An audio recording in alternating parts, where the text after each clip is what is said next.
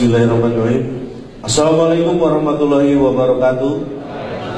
Selamat malam, salam sejahtera. Saya Cak Lontong, salam lembar. Terima kasih, bahagia sekali rasanya saya malam hari ini bisa hadir di sini.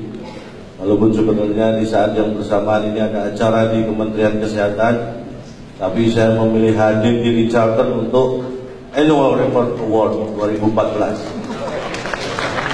Mohon ini tidak perlu tepuk tangan, saya tidak hadir di sana karena memang tidak diundang.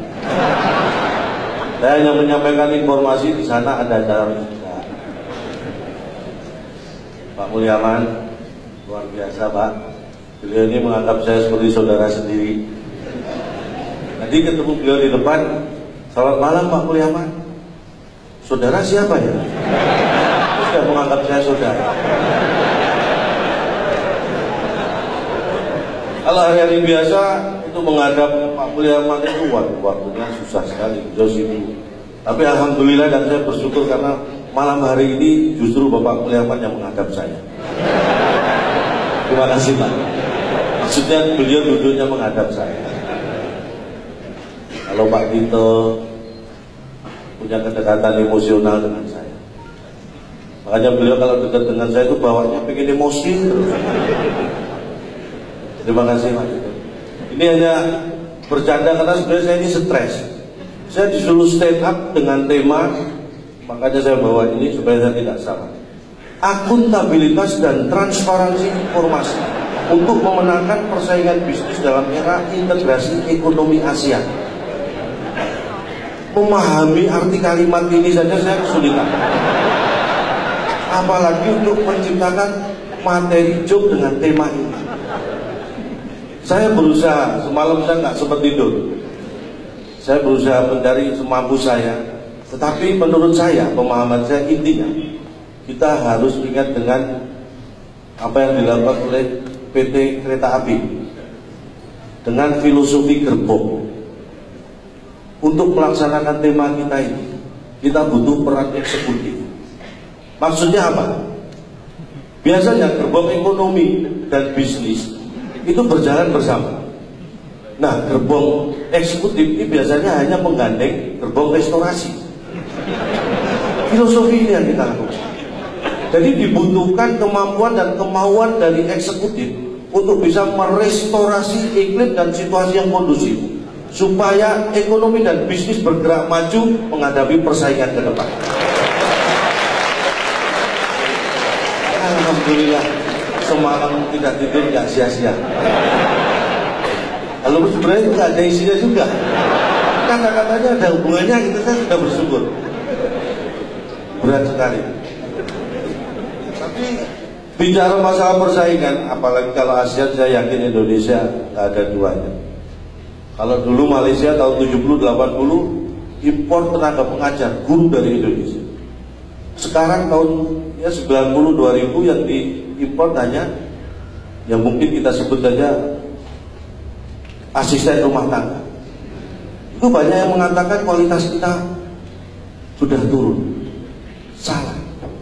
Indonesia tetap hebat, tetap berkualitas. Yang turun adalah selera orang Malaysia. Dulu suka guru, sekarang sukanya pembantu.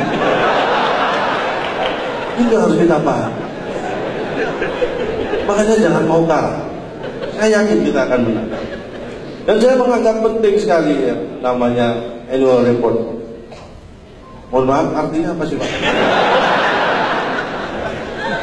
Saya dengar katanya laporan keuangan tahunan atau apapun. Saya menganggap itu penting sekali. Walaupun tidak semua laporan itu sebenarnya penting. Ada laporan yang tidak penting tapi selalu dilakukan, hanya formalitas. Laporan komandan upacara kepada inspektur upacara. Itu tidak penting sama sekali. Semua juga sudah tahu kalau kumpul di lapangan semua siap mau upacara. Tapi laporan itu tetap dilakukan. Saking tidak pentingnya, ada yang beranggapan bahwa report itu nggak penting. Sampai mungkin Presiden kita keempat, Republik Indonesia keempat, selalu mengatakan gitu aja kok report. Saking nggak pentingnya report.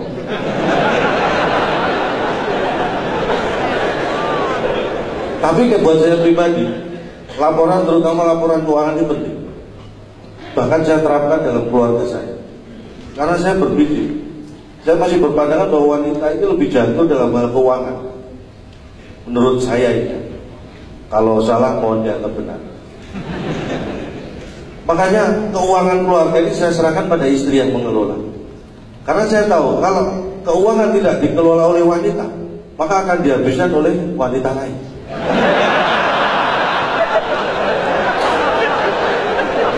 Makanya saya anggap penting. Itulah penting. Dan tepuk tangan buat wanita-wanita Indonesia. Karena itu, ini himbauan saya kepada kaum laki-laki, terutama pada diri saya sendiri. Karena prinsipnya, kaum pria itu kalau sering keluar malam, itu semakin banyak menghabiskan uang. Nah, wanita semakin sering keluar malam, itu semakin berpeluang menghasilkan uang. Ini khususnya wanita yang sudah go publik ya. Saya nggak tahu apakah ini tercatat di Bursa Efek, Pak. Tapi itulah pentingnya. Makanya saya kemana-mana selalu saya simpan foto istri saya di dompet. Setiap ada masalah pekerjaan saya buka dompet dan istri, wah masalah terasa ringan.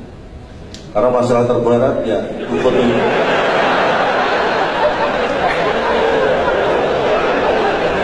Bicara masalah ekonomi, saya selalu berkutat dengan masalah ekonomi dari dulu. Karena saya secara ekonomi bermasalah terus.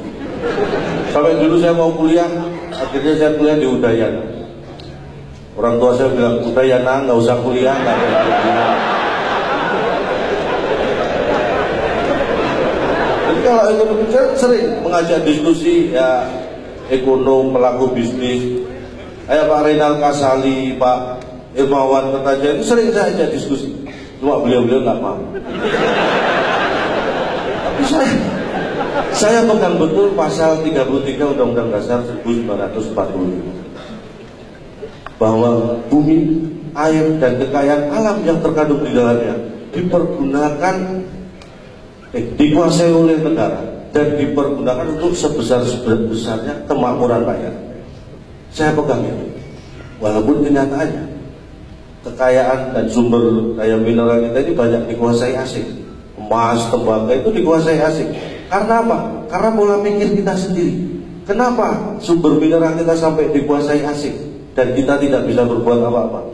Karena pola pikir kita sudah menganggap bahwa itu sudah tidak asing lagi. Makanya kita membiarkan. Jadi mulai sekarang kita anggap itu hal yang asik, jadi supaya kita berjuang. Berat memang.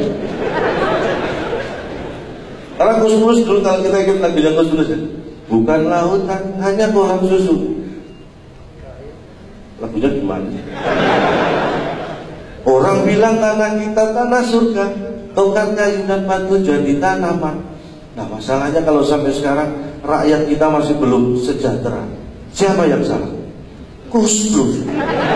Kok berani-beraninya nyanyi gitu? Ini yang berani. Makanya kita harus mewujudkan bersama. Dan saya yakin, karena saya lihat kemiskinan ini mulai menurun. Saya survei sendiri di lingkungan saya. Kemiskinan menurun. Dari dulu kakeknya miskin, bapaknya, sekarang anaknya, cucunya menurun.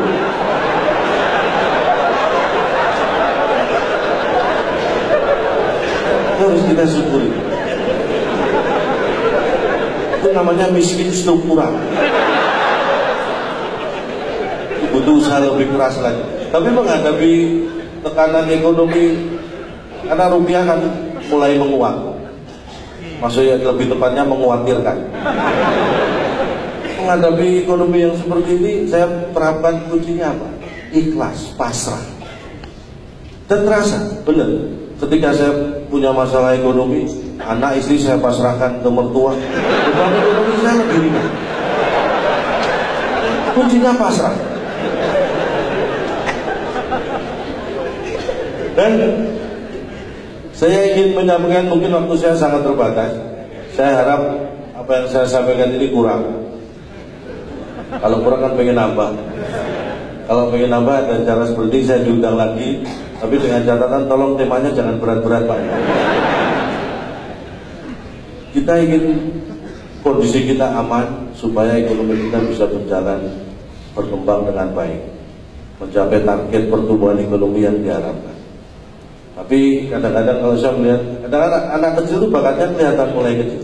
Saya lihat amati tetangga saya, anaknya yang pertama suka nyatet, pemasukan itu dicatat, wah ini gedenya pasti jadi akuntan. Yang nomor 2 itu sukanya perang-perangan, wah pasti jadi tentara. Kalau yang ketiga ini kayaknya jadi polisi, minta uang jajan.